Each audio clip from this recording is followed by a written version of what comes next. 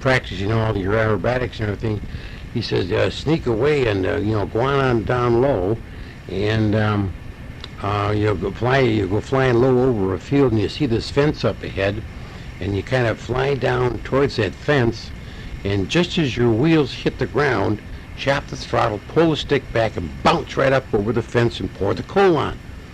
So, geez, I tried that, and God, that was a lot of fun.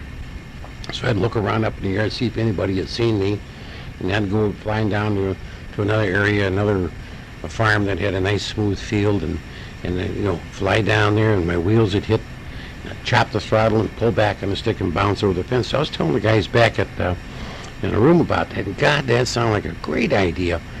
So a few of the other guys were doing it, and the word kind of spread all the way around, and there was a lot of pilots doing it, and they'd improved on the program. They had gone out, and they'd go out to a road, and they'd come down on a dirt road, and they'd see a truck up in front of them. They'd go flying down right behind the truck, and then the wheels would hit the ground, they'd bounce right up over the truck and pour the coal on.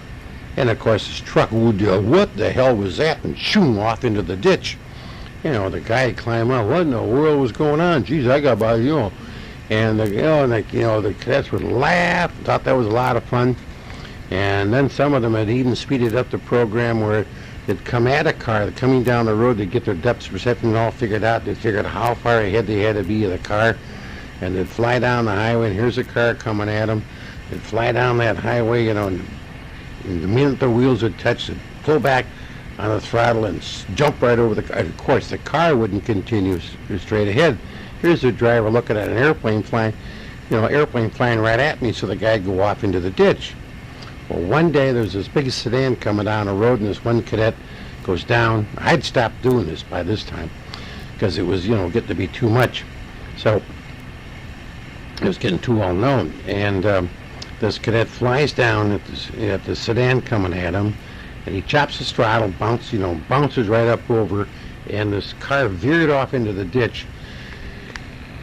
And it was the visiting admiral coming, and he had a great big star on the door and all the Navy numbers.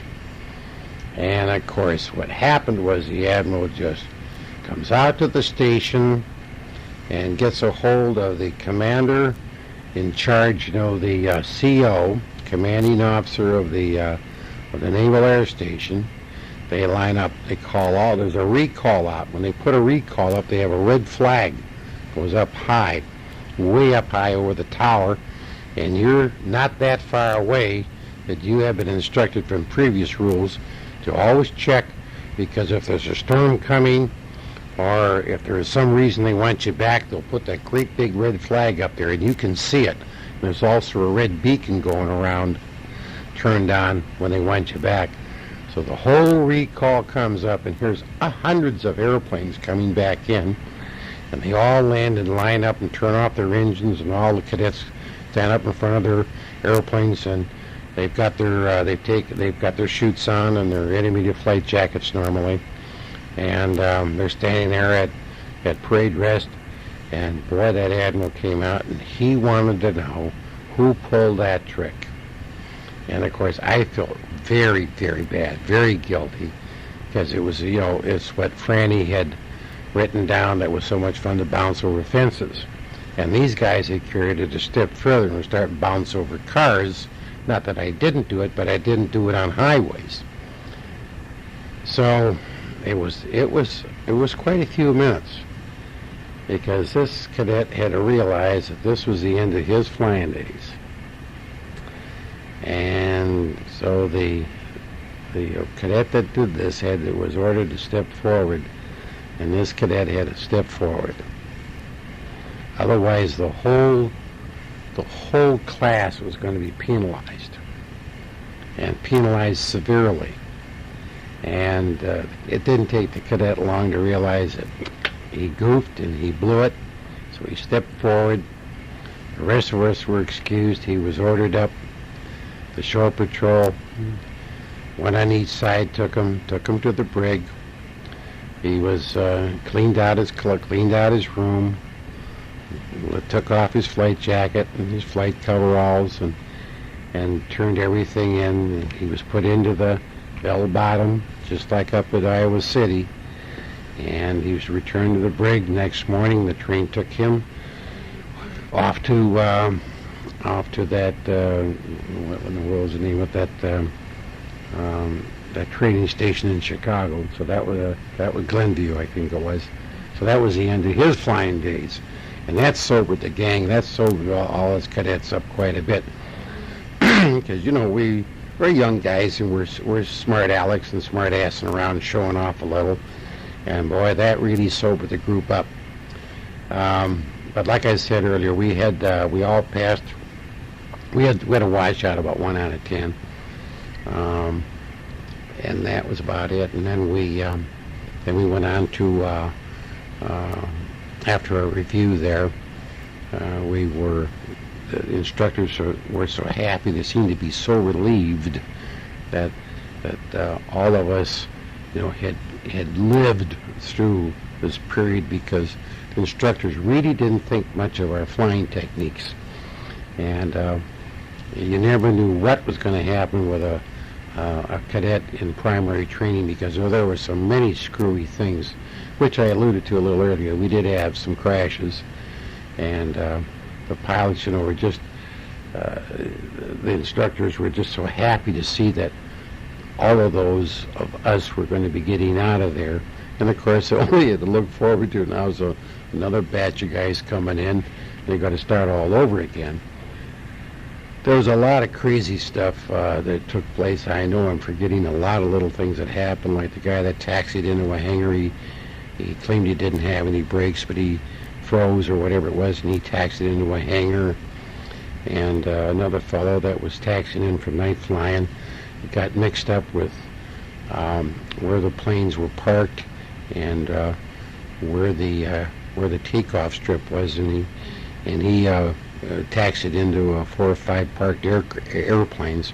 You had a lot of dumb things happening, and this is where the expression of the idiot cadet that we used to see on the boards called Dilbert. And a Dilbert was this jerk cadet that always did things wrong. And I can see why the instructors were so scared to be around us, because you never knew what they were going to pull next. So we got out of that one alive. And then we rushed over to the bulletin boards to see where we were going to be assigned. And now that we were through primary, we were going on to an intermediate and a final squadron. It'd be advanced, intermediate and advanced, and they would be done at the same field. The two fields that they had were Corpus Christi, Texas, and Pensacola, Florida. And I was hoping for Pensacola because that is the oldest station and bigger station, and it's just been one that ever since I was a little kid going out the airport to see the big guys fly, that's where they all came from, and I just equated to Pensacola. So we all ran up to the board after graduation to see where we were going, and I had drawn Pensacola, Florida. So I was tickled to death at that. Meanwhile, while we were at primary training, I had one of the girlfriends come down. Of course, now we had overnights, and so we had a lot of fun. We were only allowed to stay in the Ottumwa Hotel overnight, but the shore patrol was on duty, and they would check the floors. And so it took a lot of ingenuity how to figure out how you were going to get past the shore patrol and get up into the room with your girlfriend, so that you were having a couple of tiddlies up there and talking over old times, of course. And so here again the team play came into work. And what we would do, one cadet would go down at the end where the stairway is, and the elevator, as it was, what an elevator. He'd go down by the stairway and make all kinds of noise and pounding on the door from the outside, and he'd be on the stairway on the inside pounding on the door, and the shore patrol would go, what the hell is that? And he'd go running down there. So this would give you time to sneak the gal off the elevator and get into a room, or vice versa. We'd have the cadets screw up around on the elevator and bang on the doors and the gate back and forth and hollering and then draw the show patrol's attention down the elevator, and then sneak the girl with the stairway, with a room close to the stairway. So we had all kinds of things, and then we got away with murder down in the bar. Tomo, Iowa had a liquor law that it said there would be no open drinks served, but there was a certain kind of a bottle law that we were getting acquainted with. But the civilians had to get the booze, and then we had to buy it from them, and it was kind of a back and forth thing. And the one thing you couldn't get caught with, and that was to have any liquor on your person. So we had to be very careful, and we had a lot of fun with those things. We pulled all kinds of tricks, and we weren't allowed to have automobiles, and so we would always try to figure out that we had visiting girlfriends now. We'd always try to work it out so that we'd have some young civilian that was a farmer or 4F that was busy working on the farm, and he could usually have the transpo. He'd be in charge of getting us a car, and then he thought that was a big deal going around with the cadets, and then we could get the girlfriend and we could go out to a dance place and have some chow and then sneak back in the hotel. And so we got weekend passes at this place, and life was starting to open up a little bit more from what it was at pre-flight. And we had a lot of fun down at Tomo, Iowa, and we piled in, like I said, about 8,500 hours in those things, and I had a lot of fun around at the Tomo Hotel. I can't remember half the stories, and I guess it's good I can't remember half of them. But we had some wild times there, and a couple of cadets got into real trouble. They didn't get kicked out, but they got some real demerits and had to do a lot of extra duty.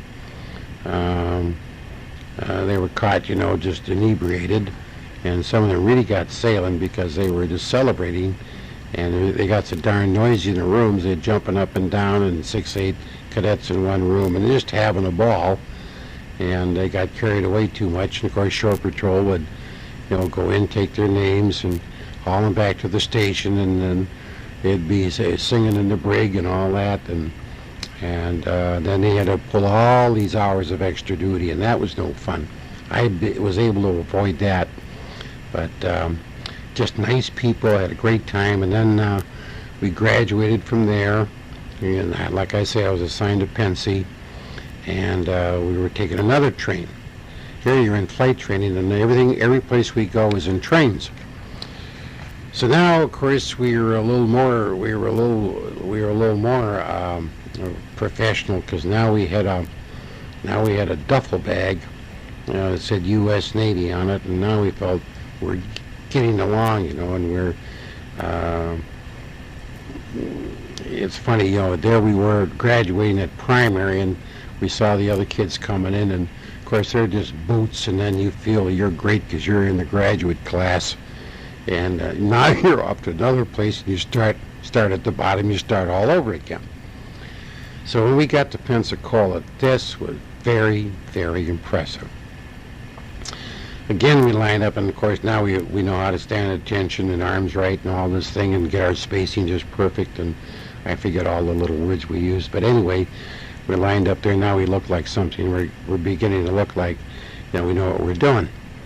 And so the chiefs are giving us a little more room too, because they know that we got a hell of a chore in front of us. And we get into the buses, and they take us out, and wow, are we impressed! They're now that we can see these Bulti. That's what they call the Bulti vibrator, and it was actually a Vindicator, I guess. And this was our first low-wing airplane with an enclosed cockpit and a horsepower, I guess, been jumped up to around 400, 450. And the airplane started by itself. You didn't have to crank it up. You had your own starter you could energize. And let's see, it had a fixed landing gear. Now the whole sole purpose of intermediate was to learn how to fly in formation. We wouldn't be here long. We'd only be here a few weeks. And this was at the various fields. Pensacola Naval Air Station was divided up into many different fields, and they had main base, which as the name signifies, and then we had Bloody Bronson, Sawfield, and I can't remember all the names of the other fields. So I drew Bronson, which was nicknamed Bloody Bronson, of course, and we were assigned into barracks, and these barracks were, very nice. And we were cut down now to two cadets to a room. So coming from, all the time it was getting just a little bit more professional, and we were expected to be more responsible. And our cadet insignia now had changed, because now we were into the last phase of our training. And this intermediate was just going to be for a few weeks, and like I say, the primary idea there was to learn how to fly in formation. And so we knew how, so we'd go up with an instructor and learn how to fly this airplane. And this airplane was a little more sophisticated because it had a prop pitch. Up to now we just had a throttle. And so now they had a throttle, and there was a mixture control, and then a prop pitch.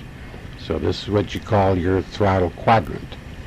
And so at ground school we learned all about this before we got near these machines. And we got very familiar with all of the aerodynamics of the airplane. Then the instructor took us up.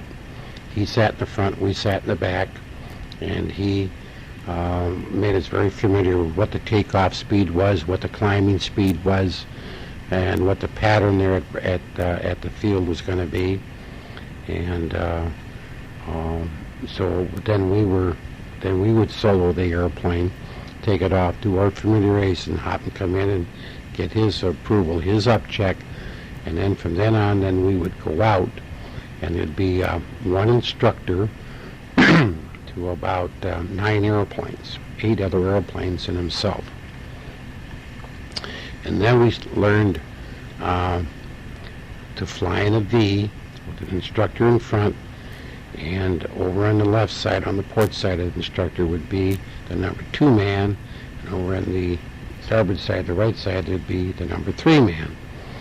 And this is how we learned how to fly our very first V. Then when we would have to learn that they didn't want us in very close. We stayed out about 30 or 40 or 50 feet, and the instructor's life was worth something too. And so they would watch us, and they would make slow turns. We would climb, and then we would glide down, and we'd make right turns, and that just to become familiar with what happens to your airplane when you're flying in formation. And you're learning now not to be looking around, but you're only looking at one thing, and that's your instructor. You keep yourself positioned exactly where he told you. So we had a few hours of that, and then we would increase the size of the flight from 3 up to 9, and the instructor would take us up, and then we learned how to fly in 3 Vs, where there'd be one cadet would run, would be in charge of the 1 V with 2 cadets on his wing, and so we'd fly in the V, and then he'd teach us how to come into an echelon, where all the planes are stacked up. So you have a step-up echelon, you have step-down echelon, as the name implies, and then we learn how to fly V of V echelon, where you have the V's stacked up to the right or to the left of the leader, depending upon which way he wants you. We learned all the various signals, and a lot of cadets were having quite a bit of problem with learning how to fly in the proper formation and stay there, because up to now we've been just flying alone. And one of the more popular radio programs around the States was a a program called the Green Hornet.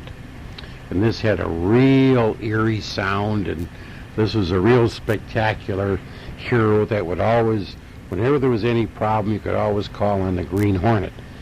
And now, of course, in the intermediate, we'd also had something new introduced to us, and that was mics. So we learned how to run the coffee grinder, how to tune in our proper station for the station that we were flying out of, and how to get that on our coffee grinder. And we'd grind in, the right station, on the right frequency, the right channel. And then we had a little mic that we picked up and pushed the button, and we could talk. And so naturally, all the guys go, "This is great, Jesus!" Now everybody's picking up the mic and talking, and so the instructors are regularly telling us to get off the air, and you're only supposed to use the mic when you're asked a question, and then lay off. So I'd quiet down the area again. And so one day this instructor's out, and he's got a bunch of airplanes, and he's trying to teach them how to fly, in a step-up V. And then when you're in a step-up echelon, you're about 30 feet from the instructor, and the plane to your right is about 30 feet above you, and so on up and up. So the instructor puts them into a right step-up echelon, and he looks up here. He's going to look at the other airplanes, and the last guy's way in the hell up, way up, about 100 feet up instead of being 30 feet. So he picks up his mic and says, "Jesus Christ, come down." And somebody out in the area picks up their mic and says, "Jesus Christ, coming down." And the instructor, he was so mad, his plane was wiggling there, and he was so gall-darn mad. And "Who said that? You report back to station. Who was it that used that language?" And he said, and then one of the kids out in the area, one of the cadets said, "This is the Green Hornet. This is the Green Hornet." And of course, God, everybody was laughing and laughing. And that instructor was so GD mad. But we never did find out who said it. But it was just an example of, your feelings and the cockiness that we had. And so we went on and put a few hours on those Vultee vibrators, BT-13s, I think the Army called them. I really can't remember what we called them. They were intermediate trainer, and we didn't like the airplanes. They went about 110, 15 miles an hour, and they were nice and everything like that, but we couldn't wait to get into the SNJs at North America, and the Army called them AT-6s. So we had graduated from that class, and then we went on to our final, not our final squadron, but our went on to our advanced training, and the last part of our advanced training was called final squadron. When we transferred over to Bronson, and then the intermediate planes were flown back to another station, and now we had our chance, and there are those SNJs. And of course, this is an airplane that cruises at about 125, 130 knots. It has a 650 horsepower engine, a two-bladed steel prop, self-energizer starter. You got a complete quadrant of mixture. And so you're into your last training airplane with this. It has a retractable landing gear. And so here again, half the day is ground school and half the day is going to be advanced. And now we're going to get our first chance at fighter tactics, doing tow targets. We're going to have tow targets. We're going to be having gunnery practice. These have 250 caliber machine guns, and we're going to be firing machine guns for the first time. And so our ground school now is including ordnance of what our practice bombs are going to be like, and how do we operate the machine guns, and all the do's and don'ts of that. And this was really something, because we got checked out again by an instructor who took us around, got us very familiar, then had us fly from the back seat, becoming very aware of. They were really stressing the retractable landing gear, and this was a dangerous airplane if you didn't know what you were doing.